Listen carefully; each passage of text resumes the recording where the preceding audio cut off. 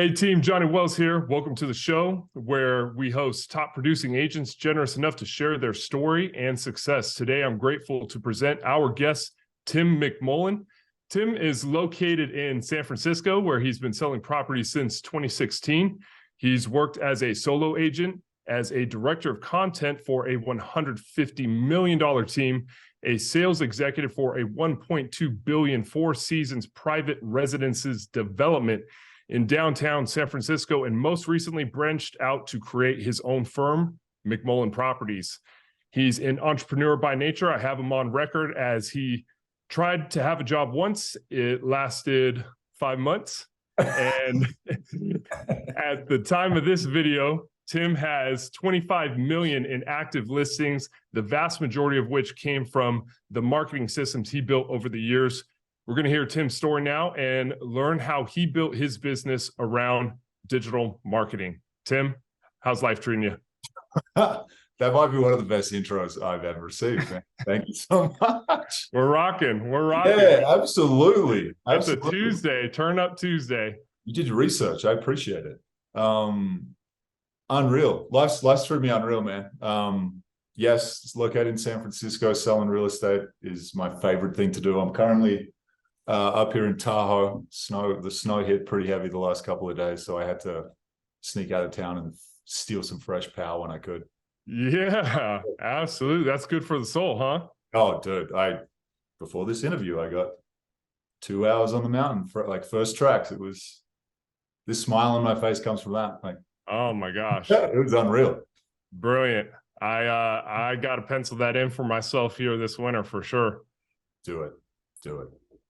Cool. So, hey, to bring our listeners up to speed here, just in case they catch on to like a level of familiarity between you and I, we know each other well. I'm your executive coach. We go way back.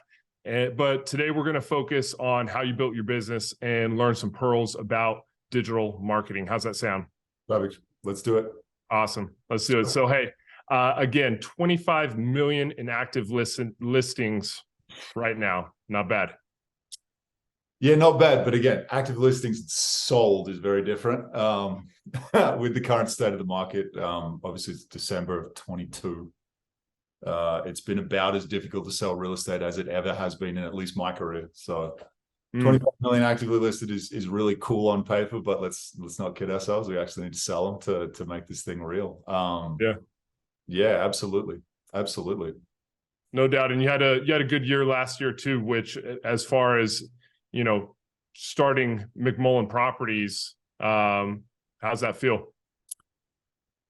It's my favorite thing I've ever done, by far. And I've started a lot of companies. I've tried to start a lot of businesses. Starting McMullen Properties at the start of this year, simultaneously with starting Label Technologies, which we can get into. It's been my favorite thing that I have literally ever done. I left said $150 million team at the start of the year, and ultimately just wanted to do something with my favorite people. Like, McMullen Properties is obviously me. I've included my family in different roles with the idea of one day stealing mom to get her to come out to the States and work for McMullen Properties. Dad too, Elise too. Yeah. But honestly, that moment happened back in January where it was like time to part ways and go do my own thing. I recruited one of my best mates to start a team underneath Label Technologies alongside McMullen Properties. And then recruited one of my other sort of best mates within the digital marketing space, who's just an absolute beast at what he does, to come and co-found this company with me. And it's been my favorite thing, dude. When it's your family, when it's the home team, and everything I do, it directly results in my best friend's family's success. Like, there's no better feeling. Yeah. Working with your people, what about that is important to you? I mean, I'm the type, I think, that wakes up every single day and just chases. Like, that's literally all I do. That's my DNA, is to wake up at 5 a.m. and just fucking go. Excuse my language. Until I go to bed. Like, that's what I do all day, every day. It's kind of how I live my life. And when you're on a team, or like you're working for a company that other people don't exist that way, and obviously they can't. Like, people have lives, they have families, they have things to do. In a way, have the luxury of being a single, early 30s. So when other people aren't going that hard, it deters me from wanting to push that hard for them. Because in my mind, like, I'm an athlete. I play sport. I came here to play sport at the highest level. That's why I'm in the States.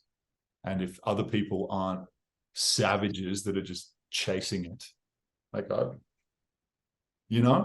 it's hard to find that. It's hard to find that in the workforce. So when I flip the switch of, like, I'm trying to be on these teams and, like, hoping that these people are gonna just want it as bad as I do, you flip that switch to, now it's your people.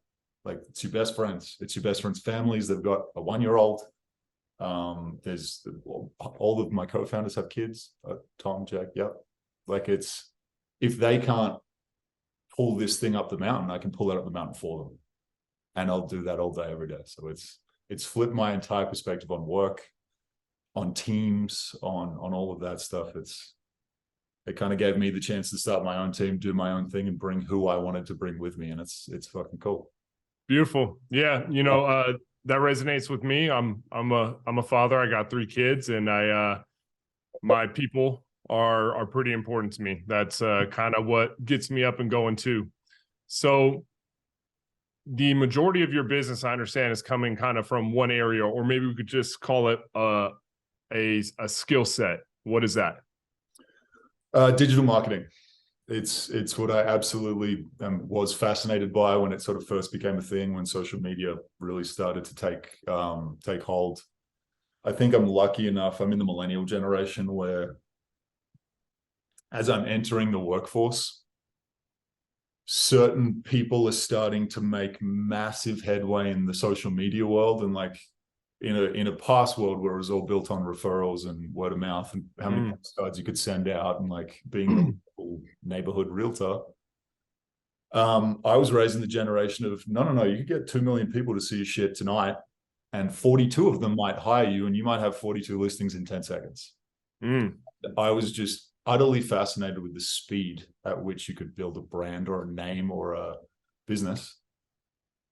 And I've honestly been just an absolute digital marketing nerd since. So when Tom Tran and I founded Label, it was like we're just 2 digital marketing nerds that care about the same stuff, that have studied the same stuff.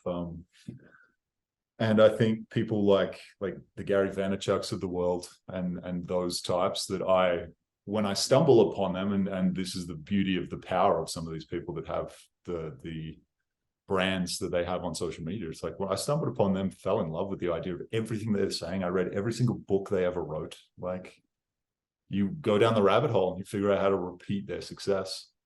And that sort of turned into doing that for myself as an agent over the years, like trying to build a brand around Tim selling real estate. And honestly, I'd say probably 80% of every sale I've ever done has come from social media over the course of the last 7 years.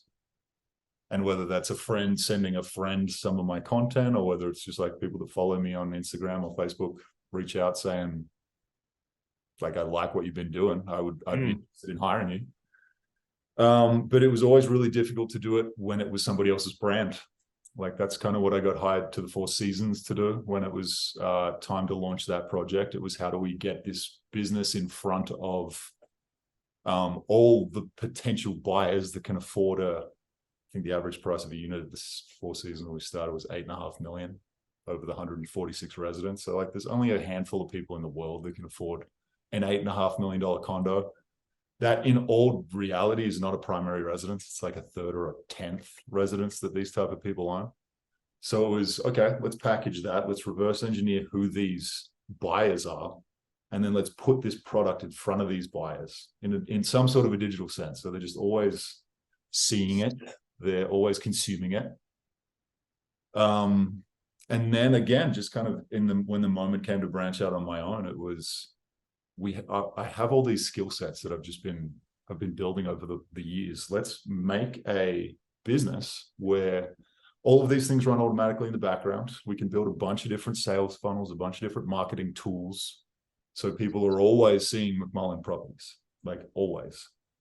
in Marin County in San Francisco, I think McMullen Properties has had 1.7 million impressions this year, which would make McMullen Properties probably the biggest brand in that area by who knows how big of a margin. But again, if you kind of resort that back to postcards, if somebody's trying to get 1.7 million postcards out, that's probably like a $700,000 spend. Yeah. Like maybe a hundredth of that. And that's resulted in McMullen Properties having 25 mil worth of listings, which has been really cool. That's 80% of your business, more or less, coming kind of from this skill set. And thinking about our listeners, what's especially remarkable, I'd say, is that reliably generating business from a comprehensive digital marketing and branding strategy. It's not something that's a typical skill set amongst agents, right? It's just not, it's not in the book. Of right? course not. Of course not. And I think to touch on that, you shouldn't expect it to be like the typical real estate agent. Again, most of them are older. They're sort of 40s, 50s, 60s, 70s. The big shots have been doing this for 30, 50 years.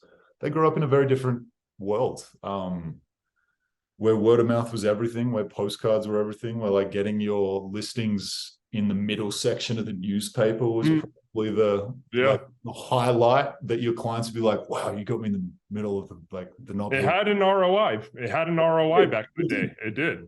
It absolutely did. And I think my thesis on business in general is if you're reliant on referrals, you don't have a business. You have a bunch of people you're hoping will spread the word for you. But if you can have something where you reliably know that your brand is always being shown in different ways to different people, like that is a reliable client acquisition system. Gotcha. Yeah. And again, like there's a turning of the page that's kind of happening with the real estate industry right now. And I hear from agents all the time that it's some combination of either they outwardly wish that they had this skill set and they're willing to pay people to do it, but they can't find people who can do it, or they want to learn, or they don't know where to start. Or maybe the other is just downplaying the utility of it, and from what I think is more of like a fear of a place of not knowing really where to start with it, right? It is like so foreign to some people that it just has to not exist and not be a thing, or to the people who know it is a thing and want it to be a thing for themselves, they're expressing, a desire to learn, but not knowing where to start. Definitely. And I don't think you can blame an individual for this, for that at all. I think the way to think about it is reverse engineer what people do all day, every day. Like, I'm sitting on this thing for 8 hours a day. And if I'm savvy at marketing, I know that I need to be on that thing in front of me as often as I can be to get me to do whatever you want me to do. And so you just reverse engineer behavior. Like if all your clients, if you're shooting, say you're trying to sell the senior home as a real estate agent, right? Like say that's your bread and butter, you sell 65 plus senior homes. They're watching daytime TV. They're reading magazines. Like your brand being in the place where your consumer is important. I'm in San Francisco, like every single person is on their phones all day, every day, if not soon in Google headsets, if not soon in so my marketing strategy literally has to adapt with where my consumer is, and then producing something that gets them to go, I like that guy. Like I'd hire him. Like that's it. And it doesn't matter what you're selling. Yeah. The way I see it, to sell something, and I've been in sales for a long time and had some good luck doing it. I would just say that to sell something, you have to be in front of your clients. That's right. It. But this is a turning of the page, and like, how are you in front of your clients? There's like high quality interpersonal interactions, which are undoubtedly the best, but it constrains you to one at a time. And how do you make that happen? Where do you reach those people? Are they actually a prospect, or is it just another human being? And a human being will eventually be a prospect. That's great. But what about today? And like, as you mentioned, if people are on their phones all day long, you have a strategy for that's how you get in front of your prospects. Absolutely. And to sort of touch on what you just said, that one-on-one conversation type thing, what the digital world has given us and the social world has given us is the ability to have this one-on-one conversation and then scale it so 10,000 people can watch it at the exact same time. And so as a digital marketer now and a real estate agent, if I'm noticing that there is routine conversations about interest rates rising, or routine conversations from my buyers asking about how do you get certain credits in this market where it's now more of a buyer's market than a seller's, I can turn that into a piece of content and I can pump that out to the ecosystem. And maybe 75 people watch the entirety of it. And then 21 of them go, Tim kind of sounds like he knows what he's talking about. If I'm going to buy a house, that's got to top of my list. Like, right. And so that's the game I play. That's where McMullen Properties is seeing success. And that's where Label is currently building.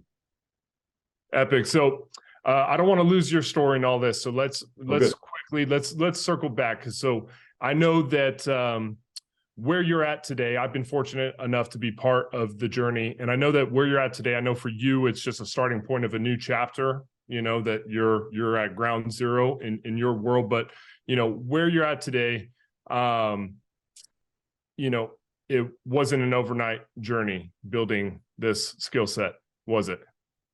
No, absolutely not. This has been 8 years, I think.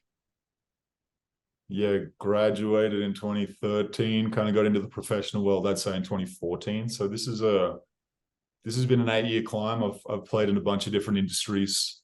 I was in the fitness space. I got a kinesiology degree. So the only way they'd let me stay in the States was to have a 1-year work visa to do something in the field I graduated in. So I became a personal trainer at Equinox in Palo Alto in the Silicon Valley, which by dumb luck was probably the igniter of this entire thing, because I just got to hang around cool people all day, every day. Like Cook, there'd be Peter Thiel, there'd be like Vivek, pick a name, like all these huge Silicon Valley people were all in this space every day. And I'm interacting with them as a trainer. I kind of quickly raced to the top trainer at that gym. I was convinced by my clients many times to try a bunch of different businesses, and one that stuck was Corporate Fitness Project.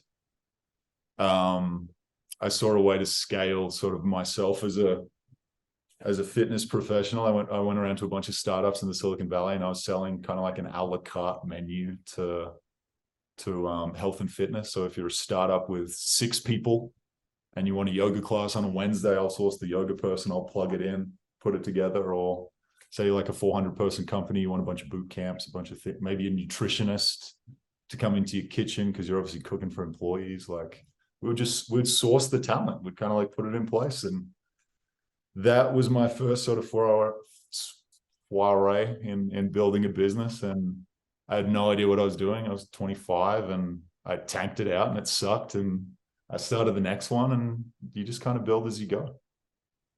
And unless we miss it, how did you get to the States, and where, like, people hear an accent? What is that? That's London? It's 12 years Californian at this point, with a little stint in Oregon. Came here to play American football. I was a punter for Humboldt State, which is where we met. What's up, dude? And then transferred up to Oregon State, had a fantastic time. All my teammates from the West Coast, as you know. All my best friends are on the West Coast. So I thought going back to Australia, it was just like, I kind of like it here. I could do this. Yeah. And so what after the personal training and that and Corporate Fitness Project, that kind of first project and that first entrepreneurial venture? First company, yeah. I just didn't like it, to be really transparent. I didn't like the role that I had now created for myself, which was bouncing around and selling to startups. So I was kind of like an outside sales role, and that just wasn't me. A personal training client at the time, sort of convinced me to get into real estate. I honestly had a lot of personal training clients that were sort of angels on my shoulders and telling me to try and take risks and do a bunch of things, because a lot of them had achieved massive success in the Silicon Valley. And one of them said, why not real estate? Like, if you're going to do individual sales, Why not do it? Like the commission checks are bigger, the lifestyle is more fun. You don't have to be anywhere at any given time. And isn't that so sick for your frame to be around people like that? man, So many of them. If I put it down to anything, like that changed my life. Yeah. That changed course of where Tim McMullen was going. And to this day, like most of my personal training clients are still my boys. They're my American mothers that look over, like make sure I don't fuck up. And it's a good thing, man. But awesome. No, one of them introduced me to one of the top real estate agents in San Francisco. He was sort of in his 60s. He's one of the biggest names in the city. He sells all the $20 to $30 million pack heights mansions. Like that's his bread and butter. And so I shadowed him for a couple of years. I thankfully got introduced. He welcomed me into his world. He invited me to a lot of things and kind of let me watch from afar. And I kind of learned how to do it. I saw what it looked like to have a really successful high-end real estate business. And I was like, okay, like I can do this. This is fun. Yeah.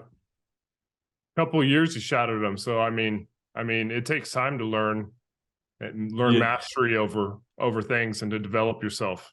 And I've had some, even in the real estate space, I've had some incredible mentors. Like I said, it's taken 7-8 years from Joel being the top dog in SF. The next mentor that sort of took me under his wing when I joined the Kanoko team, or the Gueco real estate team at that point, like Kevin Gueco has taught me more about real estate than anyone.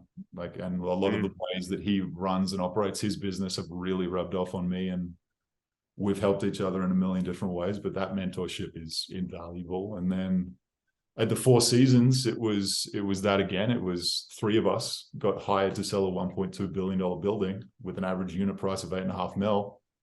And it took real estate from this, like talking to people, trying to get listings, taking buyers, doing showings. It like really packaged it into like, this is an elite level sales process where every single step of the sale is choreographed to make sure that the consumer gets the experience we want them to get. So like from the season, for example, it's like when they arrive in the valet, how does the valet person greet them? How do they get out of their car? How do they walk through the lobby? What does the lobby smell like when they walk through the lobby? How do we as the sales team greet them? How do we walk next to them to get to the sales, like the presentation suite? What drinks are being offered? Like that, everything was so choreographed, and it led to me sort of taking that back into the resale real estate world of, okay, what's the biggest issue that every agent has? And it's client acquisition. Like if you don't have a steady flow of clients coming in, you don't have a business, or you don't have a marketing system. So let's choreograph the entire process from when somebody meets the McMullen Properties brand, like however they meet it, wherever they meet it. And then what is the sequence of events that happens to get them to go, I've just met Tim online. Oh, I kind of like him. He's saying some things that make complete sense to me. Like, fuck, I kind of like him. I want to hire him. Like if we can choreograph that entire process, now we actually have a marketing system where I can be in Tahoe on a Tuesday and I just pitched, party. Like, yeah. And like, I just pitched a duplex by Dolores Park, kind of right before I came for 3.75. And like that lead literally fell into my lap from one of the marketing systems that we've built. Like I didn't chase it. It just, the dude responded to one of our autoresponders and said, hey, I'm interested. Tell me more. And then I kind of just pitched, and that happened in 24 hours. Yeah. We'll take it. You know, what I'm hearing, especially for what the Four Seasons experience contributed, is a level of thoughtfulness through the process and the experience that, you know, might be hard to appreciate for someone who's, until you've been put into that situation, or like really shown the magnitude of what that can deliver when you cross your T's and dot your I's, especially for like a luxury high-end client. Yeah. And a luxury high-end client is the starting place, right? Like we reverse engineer how the client experience is to make the client stoked. And like, yeah, one of the presentations I had, we had a Taiwanese billionaire come over that owned like 600 hotels and casinos in Taiwan. And like, I'm the peasant in his way between him getting what he wants. Like literally, like you couldn't give a shit who I was. And he didn't need to, but I'm the one giving the presentation, talking through the unit packages and what's available. And like, he's got his family with him and they're talking in Taiwanese over me the entire time I'm giving the presentation. Like, you just kind of get trained to, this is all about them. This is literally all about the consumer. As long as they're having a fantastic experience, you're doing your job. Yeah. That's the only thing that matters. Yeah. And what I don't want to miss here is just kind of the juxtaposition as well. So just touch one more time. I mean, from, you know, picking up some of these skill sets and the value in it, and to today getting this, you know, this opportunity through one of your funnel systems, right? After, you know, hitting the mountain and getting some powder, good for the soul, like I said. You know, what was it like starting off though as an agent in San Francisco, right? Like, I mean, what was that first year like? How did that was feel? tough. I mean, and I tell everyone that asks me that they want to get into real estate, they've seen me do it. I say, just, you expect a 6 to 8 year climb.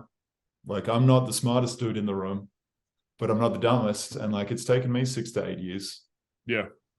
It's tough. You go commission only, right? Like, the second you're commission only and you don't know how to generate those commissions really, it's a lot of treading water and a lot of trying, like, just figuring it out.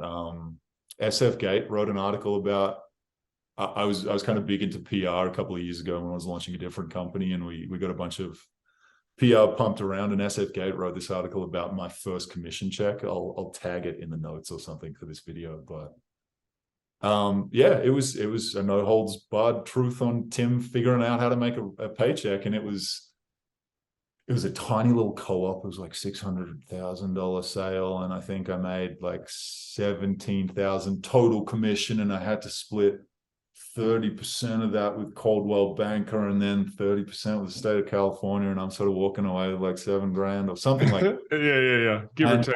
And I've worked like 12 months for this $7,000. And I'm thinking, like, how are we gonna how? Yeah. Tough, dude. But yeah, I mean, it took until like 2018. I think I was barely paying rent with real estate. Even in 2018, Kanoko took me on as a director of content as well as an agent. So I had a stable salary for a heartbeat there. But yeah, you go commission only. It takes a long time. And like I said, from 2018 to probably, I went full time in real estate and dropped personal training in 2019.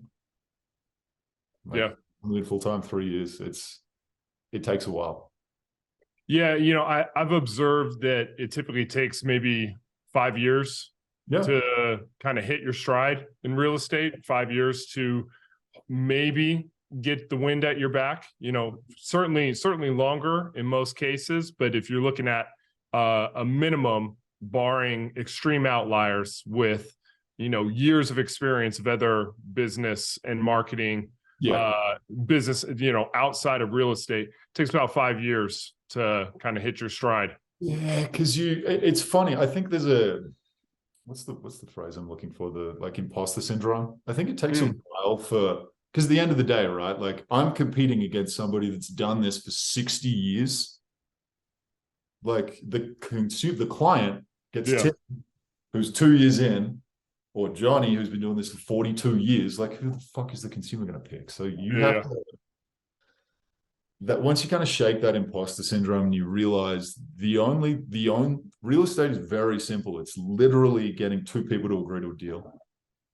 Like, that's it. It's literally two people agree to a deal. They're both happy. Somebody puts the deal together. Like, that's the meat and potatoes of it. And when you get really comfortable knowing, okay, I can put together $1 million deal. I can put together a $2 million deal. I have put together a $31 million deal. Like, it's the same thing. It's two people going, you know what? I like this deal. I'm in. Sign.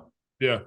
And I'd say, like, the macro game of real estate as an agent, though, is to get to the point where you're skilled and competent and confident and capable in all those ways, and then the wind hits your back. With like it all starts, you start closing those deals, one deal leads to another deal. And the real game is when, now the past referral business and your market share and your brand awareness in your market, in a neighborhood, on a block, wherever it may be, gets to a certain point that it just starts feeding you in an exponential way.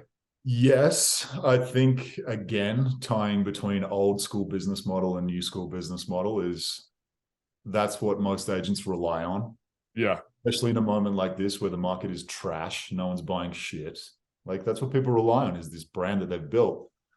But modern day consumers, like take any advertiser, for example, the backbone of advertising is it takes a person 6 impressions to consider you whenever they're like making a decision in your vertical, in your field. Like, yeah, you're a tire shop, you get your ad in front of somebody 6 times. They could have been seeing a tire shop for 40 years. They've been driving past it, but now you're literally even when they're making a decision. So in the real estate game, and sort of tying back to Label and McMullen Properties, I live in Tiburon, California. There is one agent that does $300 million worth of business by herself every year. Like, she is the name brand. But if I can get McMullen Properties in front of the consumer 6 times to her 1, when it comes time for them thinking about selling their property, like, we're literally both going to get interviewed, and then I've got a 50-50 shot of like knocking it out of the park. And I think a misconception again in that sort of marketing space is a lot of people don't like the top dog in their town.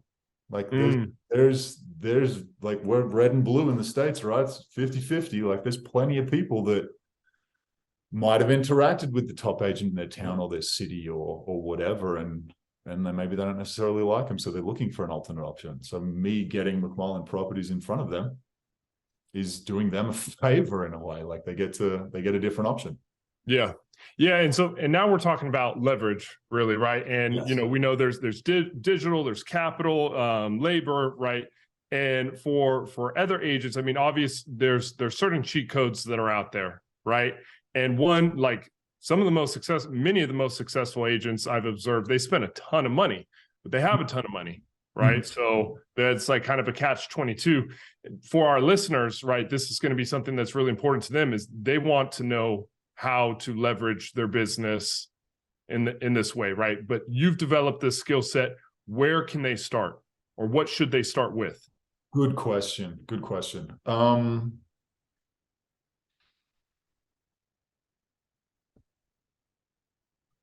I think some of my favorite teachers have all been online courses and books in sort of the digital marketing space. I can definitely put a bunch of book recommendations at the bottom of this video.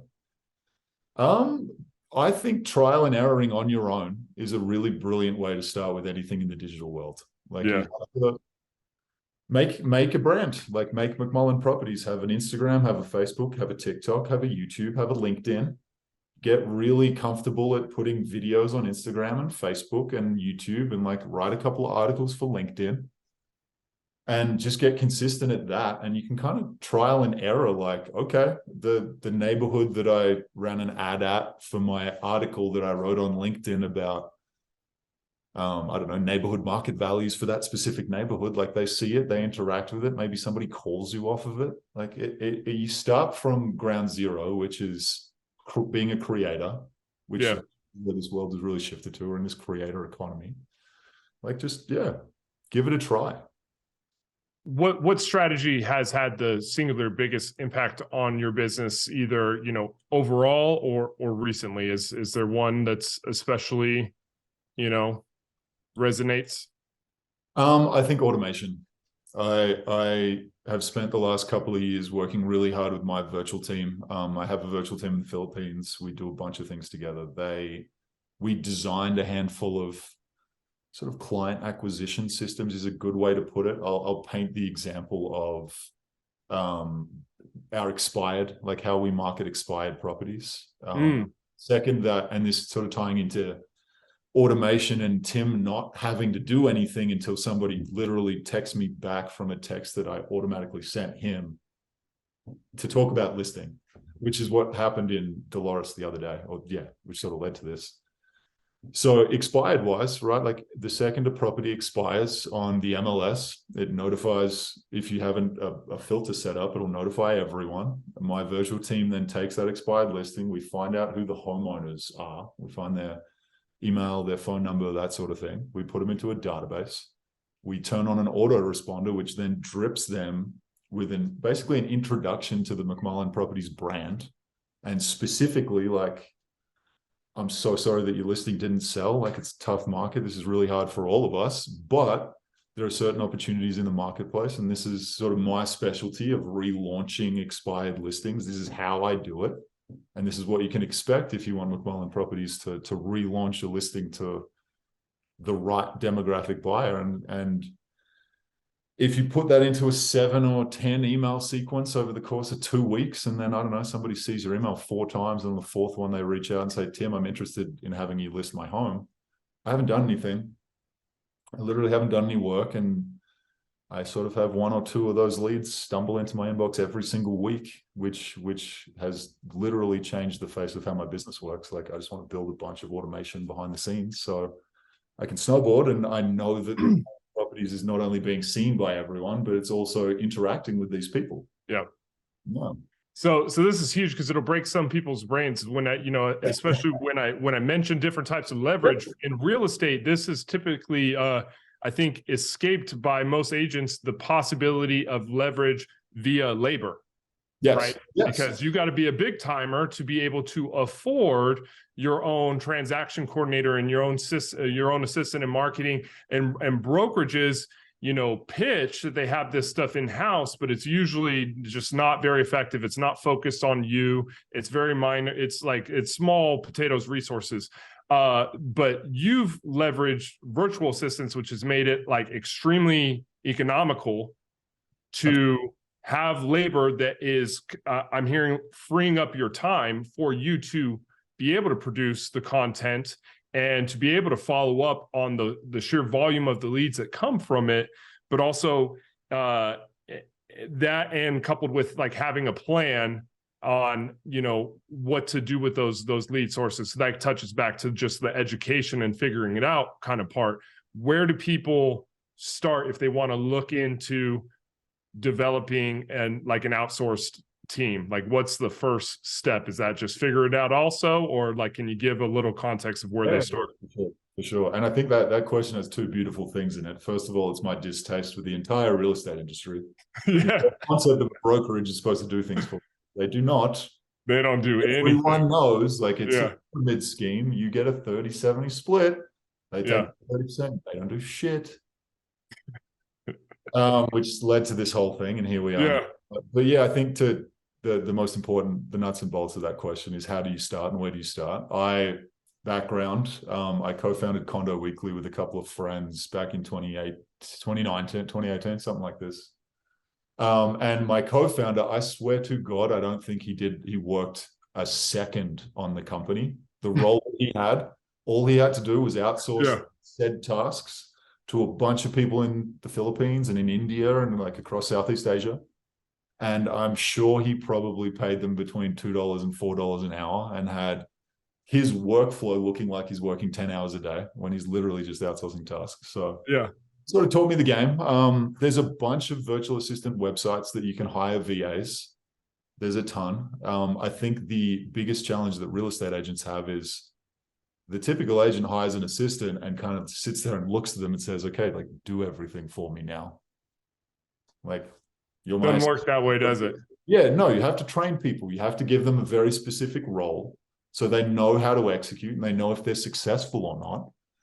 And with virtual assistants, it's no different. Like, we'll write up these giant SOPs, and it'll be a 1, 3, 4, 5, 6, 7, 8. Do this, then this, then this on a Google Doc, and it's idiot proof. And the better you can get at creating these step-by-step processes, like, let's take a listing, for example. It would be like, schedule the photos, make sure the photos get returned, put the photos on the MLS, put the copy on the MLS, click enter, click submit, open house dates are these. Like, you can train somebody to do that by a literal step-by-step sheet. And it doesn't matter what language they speak. Like, you don't have to interact with people on the phone, in real life. It's just literally, this is the job, go and perform it. And if you can get really good at doing that, you can move mountains. Like that's game changing. I've observed in my clients that there's a general aversion of, I'd say, most people for hiring people, because finding that person, it's hard. They don't know how to do it. And everybody's had a experience where it didn't go so well, where they hired someone and it didn't go well, and they take that singular data point to mean that, like, it's just not something I'm going to touch. But I have a rule of thumb, and whenever you have two things that seem like a priorities, two things that are kind of on the task list, if one of them is hiring someone, that is the top priority, because once you've hired them and trained them, let's do it anymore. Now you don't have to do that thing anymore, and now you have more time and more resources, and you have that labor leverage. Yes. And back to my co-founder at Condo Weekly, Mike. I won't name names, but he would assign 6 people the exact same task. 3 of them would suck. He'd fire them on the spot. He'd assign 3 more people the exact same task, until he like found a groove where these virtual assistants or these teams that he's hiring know how to communicate in his style. So like, he probably I wouldn't put it past him that he's fired 100 virtual assistants. Like, just get really comfortable at sending this job to a bunch of people. This one's $2 an hour, this one's $6 an hour, this one's $8. See which works. Get 2 people doing the exact same job at the same time. See who does it better, and then keep them. And you can leverage labor for really cheap. And before we kind of move past the VA topic, like, my VAs have changed my business. If the expired campaign is the biggest thing to sort of generate revenue for McMullen Properties, my virtual team is like, without them, none of this exists. And one of my favorite things that I've done is my lead VA, she's now Label's director of operations. Her name's Nicole. Like, I grabbed Nicole she was making $4.49 an hour. And like, we've been working together for 3 years now. I think we've tripled that. She's getting in the $12 range. She's getting 15 now. And there's like a process for her to get to $20 an hour, which in California feels perfectly fair. Like, I wouldn't pay anyone less than $20 an hour in California, but just because she's over there, I don't want her to be treated any differently. Like, I want her to make that $20 an hour, which goes so far where she is. Yeah. Like, that's like one of the proudest things I've ever done, is I've brought people with me, and it's cool. Yeah, that's fantastic. I have some experience with that, and I've seen that there's a level of pride in being able to earn that kind of potential, elsewhere. So that's life-changing.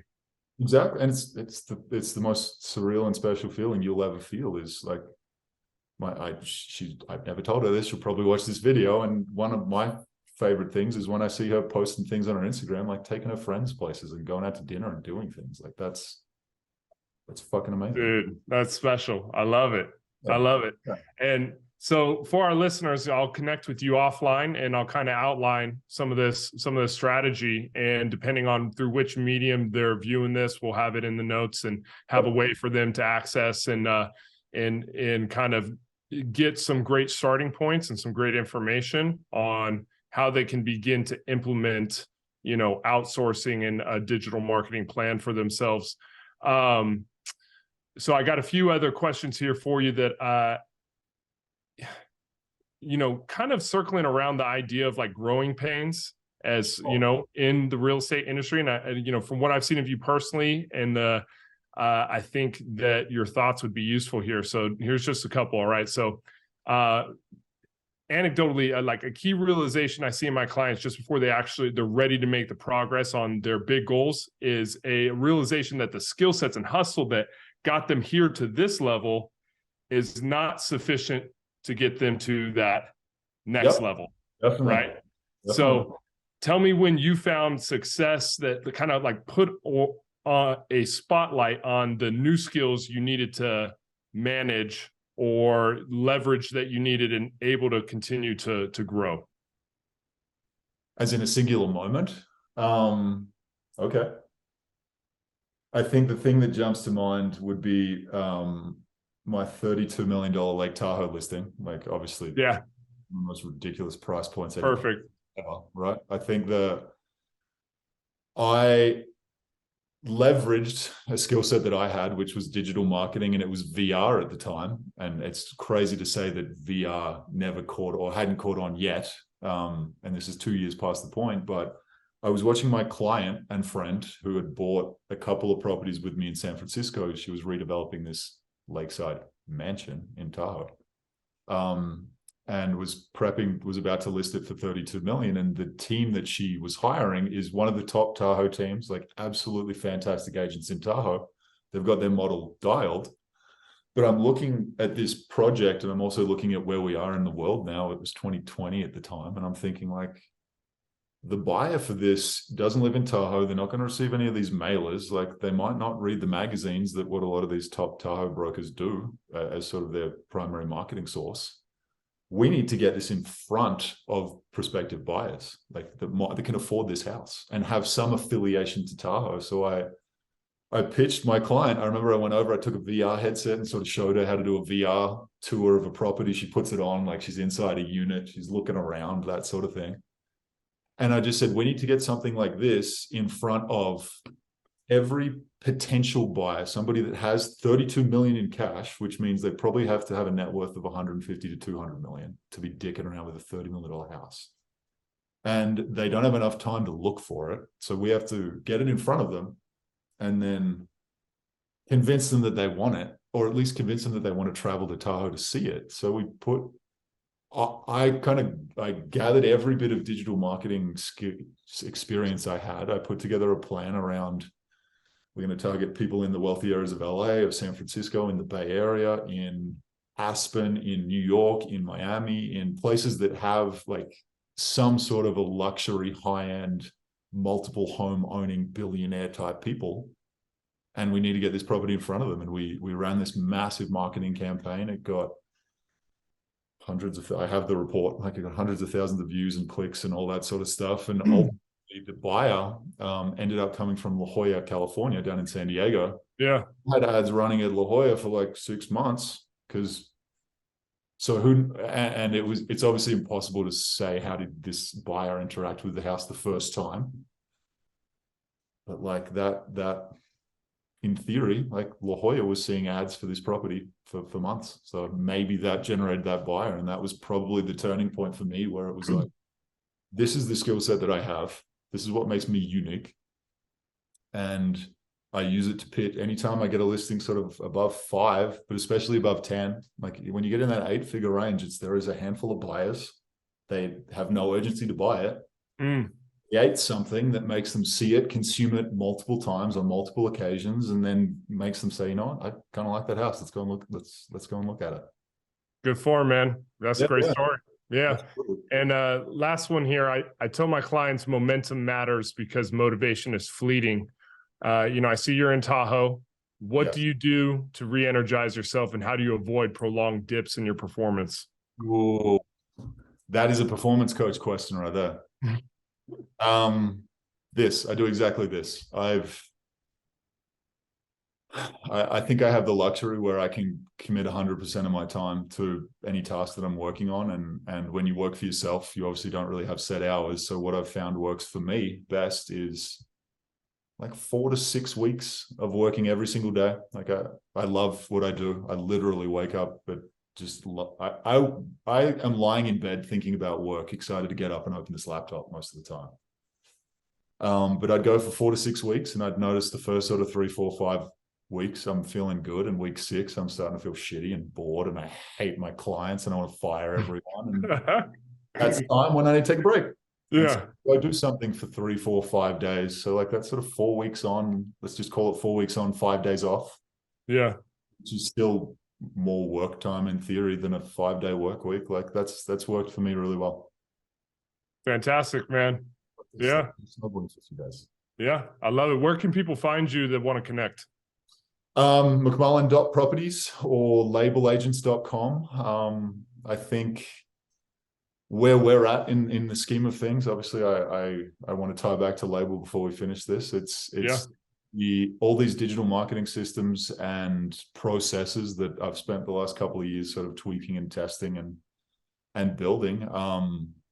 Label is literally a white label business model company that is offering this product, all of these systems to agents to sort of plug behind their business and give it to them. And the goal is to let's get as many agents as we can, one per county, and see if we can blow them up to the biggest agent in the county. So labelagents.com is the landing page for that business. If people are curious, check it out, like sort of see some of the results we've generated for people. And maybe instead of connecting in an agent to agent way, let's figure out how we can work together way. Yeah. Fantastic, man. It's an exciting time for Label, and you know, I'm proud of you. Appreciate that. Yeah, absolutely. Thanks for coming on, brother. Yeah, this was awesome. Congratulations on everything you're doing too. It's really fun to watch. I appreciate you, man. We're gonna keep having more fun with it. Oh yeah.